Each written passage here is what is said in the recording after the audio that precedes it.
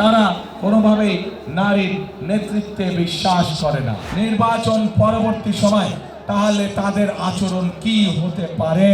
ধর্মকে ব্যবহার করে নিজেদের স্বার্থ রক্ষা করার জন্য। যেখানে প্রয়োজন সেখানে তারা তাদের মতন করে ধর্মকে ব্যবহার করে। এদের একটাই পরিচয়, এরা মিথ্যাবাদে। এই নারী সমাজকে পেছনে রেখে যতই পরিকল্পনা গ্রহণ করি না কেন, কোনোভাবেই সম্ভব নয় দেশকে সামনে নিয়ে যাওয়া। আমরা বাংলাদেশ জাতীয়তাবাদী দল বিএনপি আমরা বিশ্বাস করি যে শুধু কথাল ফুলঝুরি নয়, বরং দেশকে আমাদেরকে সামনের দিকে নিতে হবে ভবিষ্যতে। আল্লাহ তাআলার রহমতে আমরা সরকার গঠন করলে ইনশাআল্লাহ আমাদের প্রথম দায়িত্ব হচ্ছে দেশকে পুনর্গঠন করা। জনসংখ্যার অর্ধেক হচ্ছে এই দেশের নারী সমাজ। এই নারী সমাজকে যদি আমরা পেছনে রেখে যতই পরিকল্পনা গ্রহণ করি না কেন, যতই বড় বড় কথা আমরা বলি না কেন, কোনোভাবেই সম্ভব নয় দেশকে সামনে নিয়ে যাওয়া। আমরা দেখেছি একটি রাজনৈতিক দলের একজন নেতা পরিষ্কারভাবে বলে দিয়েছে যে তারা কোনোভাবেই নারীর নেতৃত্বে বিশ্বাস করে না। ভিশন ব্লেন্ডার সাইক্লোন প্রো সঠিক ওয়াটের শক্তিশালী মোটর ও শার্প কাটিং এজ প্লেটের কারণে মাংস কিংবা অন্যান্য মশলা নিমেষে হয় মিহি বেসন। Vision blender cyclone pro.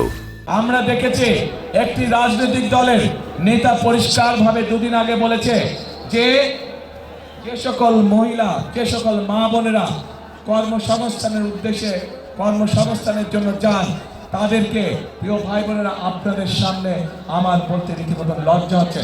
এমন একটি শব্দ সে আমাদের সব মা বোনদের জন্য ব্যবহার করেছে যা এই দেশের জন্য একটি কলঙ্ক স্বরূপ। যে দলটি নির্বাচনের আগে দেশের অর্ধেক জনগোষ্ঠীকে ঘরের মধ্যে বন্দী করতে চায়, যে দলটি নির্বাচনের আগে দেশের অর্ধেক জনগোষ্ঠীকে অসম্মানজনকভাবে কথা বলে, তাহলে আপনাদের কাছে আমার প্রশ্ন আজকে, নির্বাচনে যদি তারা কোনোভাবে সুযোগ পায় নির্বাচন পরবর্তী সময়, তাহলে তাদের আচরণ কি হতে পারে? এরা শুধু নিজের স্বার্থের কথা বোঝে। এরা ধর্মকে ব্যবহার করে নিজেদের স্বার্থ রক্ষা করার জন্য। যেখানে প্রয়োজন সেখানে তারা তাদের মতন করে ধর্মকে ব্যবহার করে।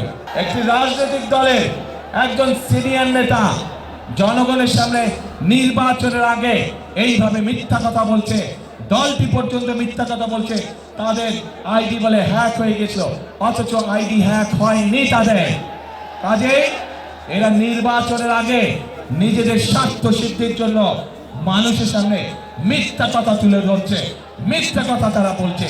এদের একটাই পরিচয়, এরা মিথ্যাবাদে। তাদের দলেও কিন্তু নারী কর্মী আছে।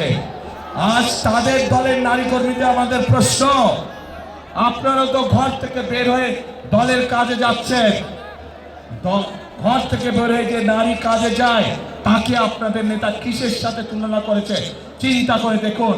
তাহলে আমাদের প্রশ্ন, ওই দলের যারা নারী সদস্য আছে তাহলে তাদের প্রকৃতি পরিচয় কি? তাদের নেতার বক্তব্য অনুযায়ী তাহলে তাদের প্রকৃতি পরিচয় কি? যেই দলের নেতা নিজের দলের নারী কর্মীদেরকে এইভাবে অপদস্থ অপমানিত করতে পারে, সেই দলের নেতা যদি সুযোগ পায় তাহলে বাংলাদেশের সাধারণ নারীদেরকে, সাধারণ মা বোনদেরকে তারা কিভাবে অপদস্থ অপমানিত করবে, যার অবশ্য উদাহরণ আমরা 1971 সালেই দেখেছিলাম। এই দেশের লক্ষ লক্ষ মা বোনদেরকে অসম্মানিত করেছিল এই দলটির পূর্বসূরি নেতৃবৃন্দ। কাজেই যাদের কাছে মানুষের কোনো মূল্যায়ন নেই, যাদের কাছে মানুষের কোনো আত্মসম্মান বোধ নেই, তাদের কাছে কখনো দেশ নিরাপদ হতে পারে না, তাদের কাছে কখনো দেশের মানুষ নিরাপদ হতে পারে না।